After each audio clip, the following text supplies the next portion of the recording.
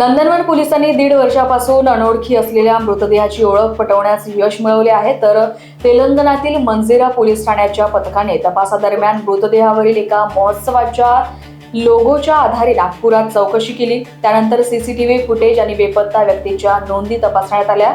भरत नावाच्या बेपत्ता व्यक्तीच्या वडिलांना बोलावून मृतदेहाची ओळख निश्चित करण्यात आली। महिला पोलीस अंमलदार रुखसार शेख यांच्या तपासामुळे ही महत्त्वाची कामगिरी यशस्वी ठरली।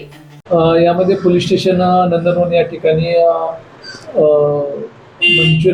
मंचुरियन ठाणे तेलंगणा या ठिकाणून काही पोलीस तपास आले होते। तर त्यांच्याकडे एक तपास यादी होती, त्यामध्ये एक त्यांच्या पोलीस स्टेशनला दाखल एक 103-1 BNS म्हणजे जो खुनाचा गुन्हा आहे तो दाखल होता। त्याचा CR नंबर आहे 780/2025।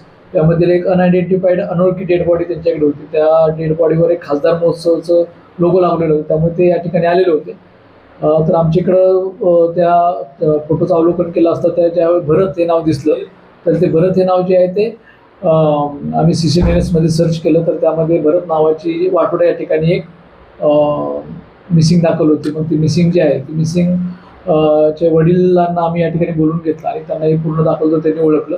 त्या अनुषंगाने मृतकाची बॉडी पटवण्यात आलेली। ही बॉडी जवळजवळ 1.5 वर्ष झालं अनआयडेंटिफाईड होती। CCTVच्या माध्यमातून आमच्या येथील महिला पोलीस अंमलदार रुखसार शेख यांनी ही कामगिरी केलेली आहे। लोकवाहिनी मीडियासाठी विशाल बंबडवार यांची रिपोर्ट, नागपूर।